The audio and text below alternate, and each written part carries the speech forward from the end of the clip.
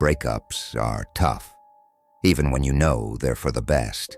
I've been trying to keep myself together after splitting up with my boyfriend of 2.5 years. It wasn't messy or dramatic. We just weren't right for each other anymore. But that didn't make it any easier. Some days it felt like everything reminded me of him.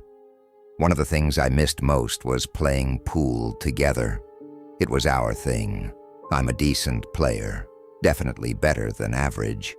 But my ex? He was incredible. Trick shots, rail banks, combinations, you name it. We each had pool tables at home, but staying in every night wasn't ideal, so we always sought out bars with pool tables.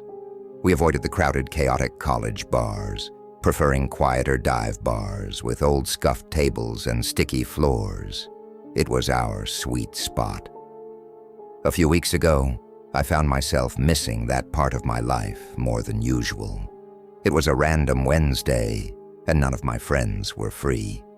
I was tired of feeling sorry for myself, so I decided to go to one of our old bars alone. Not because of nostalgia, I told myself, but just to get out. I'm not usually the type to go out alone, but something about that night felt different. The bar was exactly the same. Dim lighting, worn-out stools, a jukebox humming in the background. The familiarity stung, but I forced myself to stay. After grabbing a few drinks, I wandered over to a pool table, chalking a cue absent-mindedly. I wasn't sure what I was planning to do, but then a guy walked over. Mid-20s, the only person there even close to my age. He leaned against the table and asked if I was up for a game. I nodded, and he racked the balls. Wrong, but I didn't say anything.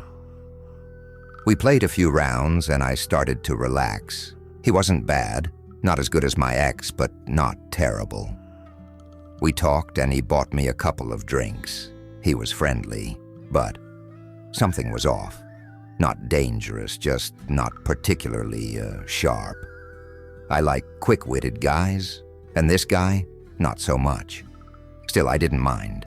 It was nice to just play, talk, and not overthink things for once. By the fourth game, he popped the question, did I want to go back to his place? I hesitated, then playfully said he'd need a second date for that. But I guess I didn't reject him the right way, because his entire demeanor changed. His smile vanished, his face darkened. Then before I could react, he grabbed my wrist. Pause here for a second. Imagine you're in my shoes. You're in a public place, but suddenly, someone you barely know grabs you. What would you do? Fight back? Scream? Or would you, like me, freeze up in sheer terror? Drop your answer in the comments. I want to know how you'd handle it. Now back to my story. He muttered something about how much money he had spent on drinks. Before I could respond, he yanked my purse. I was too shocked to do anything, but thankfully, a couple of older guys at the bar noticed and stepped in. One of them told him to let me go. He glared at me, muttered something under his breath, then threw my purse back on the table before storming out. My heart was racing. I thanked the guys who helped me, called an Uber, and left. I was still trying to process what had just happened. In the Uber, I closed my eyes, exhausted. I must have dozed off because the next thing I knew, the driver was gently waking me. We were parked across the street from my house. I thanked him, got out, and started walking toward my door. As I rummaged through my purse for my keys, I impulsively checked my phone. That's when I saw it. My stomach dropped. My hands shook as I dug through my bag, tossing aside my wallet and makeup until my fingers brushed against something unfamiliar. I pulled it out and stared in disbelief. An AirTag. A wave of panic hit me, worse than anything I'd felt earlier. Someone had planted this on me. Probably that guy from the bar. My breath caught in my throat. I was still standing in the middle of the street. If he was tracking me, he knew exactly where I was. Maybe not the exact house, but close enough. I threw the AirTag on the ground and stomped on it repeatedly until I was sure it was broken. My breath came in short, panicked gasps. I needed to get inside. Now, as I fumbled with my lock, I glanced up and saw an old beat-up Lincoln rolling slowly down my street. It was late, too late for random cars to be cruising around. My heart pounded as the car disappeared down the road, then reappeared from the other direction, moving even slower. I wanted to believe it was just a coincidence, but deep down, I knew better. The third time it passed, my stomach twisted. The fourth time, the driver's side window was rolled halfway down. The fifth time, I saw something in his hand, a knife. Then instead of driving past, the car stopped right across from my house. I ducked down, barely breathing. My mind raced. I wanted to call the police, but I was afraid he'd hear me.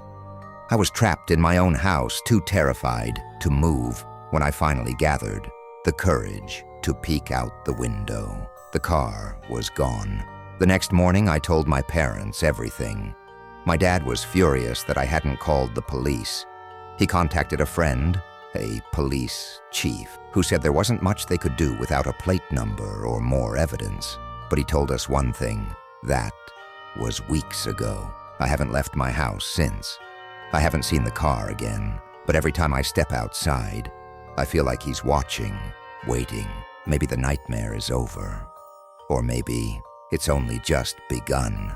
Breakups are tough, even when you know they're for the best. I've been trying to keep myself together after splitting up with my boyfriend of 2.5 years. It wasn't messy or dramatic. I don't have the most exciting life, but it's comfortable. I'm 40, single, no kids. Some might find that depressing, but I don't mind. I've got a steady job, a decent house, and no one to answer to but myself. I work as a bartender at a luxury rooftop bar in a neighboring town. The clientele? The kind of people who think regular bars are beneath them. I don't live in luxury myself. My place is a solid 20-minute drive from here in a quiet, middle-class neighborhood. But the perks? The tips are ridiculous, and the rotating crowd keeps things interesting. Since it's an upscale spot, we don't have regulars like dive bars do. I like that. I never cared for how close some customers get with bartenders. Maybe that's just me. I like to keep to myself. That night, a Friday, our busiest, I was in my groove, mixing drinks, reading people like I always do. You can tell a lot about someone by what they order. The ones asking for complicated cocktails, trying to impress, the whiskey neat types. They've had a rough day. Then someone walked in, and immediately I knew something was off. This guy, he didn't belong here. He walked straight to the bar but didn't sit. Just stood there, staring at me. His face was twisted in anger. I cleared my throat, keeping my tone neutral. "What can I get you?" For a moment he said nothing, just kept glaring like he was about to lunge. Then finally he muttered, "Double Jagger." Odd choice for this place. But hey, I don't judge. I poured the drink, set it down, and moved on.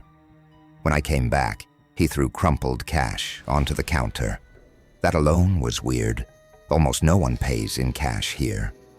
Then he spoke again. "I knew I'd find you here, Kevin." My blood went cold. I set the glass down carefully. "How do you know my name?" I kept my voice even, but my gut was twisting into knots. He just kept staring, then said, "I know what you did." I blinked. "What the hell are you talking about?" No answer. He just turned and walked toward the elevator. For a second, I considered chasing after him, demanding an explanation. But I was on the clock, so I let him go. All right, let's stop here for a second. If this happened to you, someone you don't recognize calls you by name, claims to know something about you, what would you do? Confront them? Call the police? Act like it never happened? Drop your answer in the comments. The rest of my shift dragged. I couldn't stop thinking about him. Who the hell was he? What did he mean? I don't have enemies. At least I didn't think I did. When my shift ended, I drove home, mind still spinning. That night something woke me up. I didn't know why at first. I wasn't thirsty, didn't need the bathroom. But something felt off. My bedroom was pitch dark, but as my eyes adjusted, I saw it. A dark figure, standing in the corner, next to my door. My heart slammed against my ribs. Someone was in my room. I forced myself to stay still, breathing as quietly as possible. I counted silently in my head. 1, 2, 3. I lunged out of bed, screaming, ready to fight. But the figure? It bolted. I heard something clatter to the floor as it rushed out. By the time I reached the front door, it was wide open. I wanted to chase whoever it was, but what if they were leading me into a trap? Instead, I slammed the door shut and locked it. Then I turned back to my room, flipping on the light. And that's when I saw it. A knife. On my bedroom floor. Not just any knife. One of mine. From my kitchen. My stomach dropped. Whoever had been in my room, they weren't just watching me. They were going to kill me. I called the police immediately. They searched my house, my yard. Nothing. I gave them a description of the guy from the bar. They checked the security footage, but they never found him. Here's the part that keeps me up at night. I always lock my doors, every night, but there was no sign of forced entry, no windows broken, no locks picked. So tell me, how the hell did he get inside?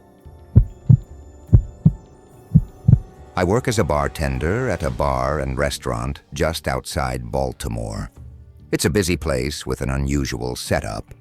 No waiters, just bartenders like me and the cooks in the back.